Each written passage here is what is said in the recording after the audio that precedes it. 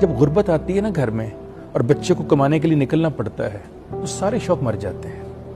एक ही शौक रह जाता है कि आज अपनी अम्मी के लिए और अपनी बहनों के लिए रिस्क कमा के लेके जाना है। मैंने ब्रांड के बाहर, शालामार रोड के ऊपर बहुत ब्रांड्स हैं, मैंने उस ब्रांड के बाहर बच्चों को काम करते हुए यही सवाल पूछा है जो आपने कहा कि बेटा तेरा दिल नहीं करता जिस ब्रांड के आगे खड़े होकर तुम ये छोटी छोटी 2-2, 10-10 रुपए की चीजें बेच रहे हो इस ब्रांड के।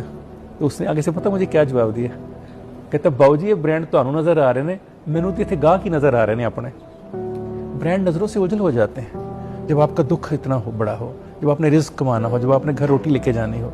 तो छोटा भाई भी बड़ा ही होता है बहनों के लिए।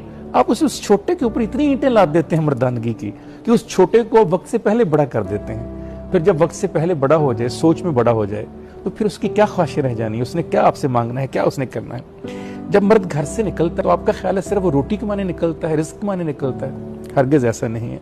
वो अपने ख्वाबों की लाश को दफनाने निकलता है। हम हर सुबह जब घर से निकलते हैं तो हमारे एक आरजू होती है, एक उमंग होती है, ख्वाहिश होती है, एक डिजायर होती है। उसे दफनाने के बाद दुआए मगफरत करके तब हम काम के लिए निकलते हैं। वरना किसका दिल करता है सख्त सर्दी में अपना लहाफ छोड़े? किसका दिल करता है गर्मी में एसी छोड़कर जाए? किसका दिल करता है पंखे की ठंडी हवा छोड़कर इस गर्म थपेड़े खाने के लिए बाहर चला जाए? कमीने किस्म के लोगों को सर कहना पड़े, बदबूदार इंसानों की बातों को खुशबूदार कहना पड़े, जिनकी बात सुनने को दिल नहीं करता उन लोगों को कहना पड़े sir sir sir sir sir.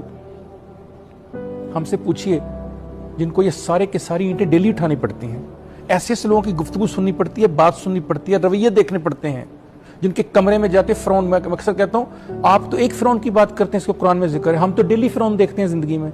ये फिरौन ही तो जो अपनी गाड़ियों से इस तरह हकारत से देख रहे होते हैं काम करने वाले बच्चों को, ये वही है जिनकी आप बात कर रहे हैं, जो काम के लिए निकले हैं, जो रिस्क कमाने के लिए निकले हैं, जो दुख में निकले हैं, जिनके साथ भैया आपने टीन एज लगाया और वो एक ही वक्त में 4 अपने कस्टमर्स को डील कर रहा था। उसे हिसाब करना नहीं आ रहा था।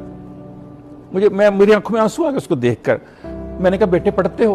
कहता अंकल पढ़ता था। मैं क्या आप क्यों नहीं पढ़ते? कहता दुकान चलाने वाला कोई नहीं है। मैंने कहा दुकान क्यों चला रहे हो? कहता 2 बहनें और माँ है। मैंने कहा बाप कहता वो बेड पे है, वो हिल नहीं सकते। मुझे आप बताइए उनको आप कह रही हैं इतने दुख और इतनी तकलीफ जिसने उठाई है। मैंने उसको फिर एक जुमला कल बोला, मैंने कहा बेटा असल में घर के बाप तुम हो, तुमने बाप की तरह उस घर को चला रहे हो और बेटा खाल के कायनात तुम्हारी इसमें बड़ी मदद करेगा, वो किसी के साथ जुल्म नहीं कर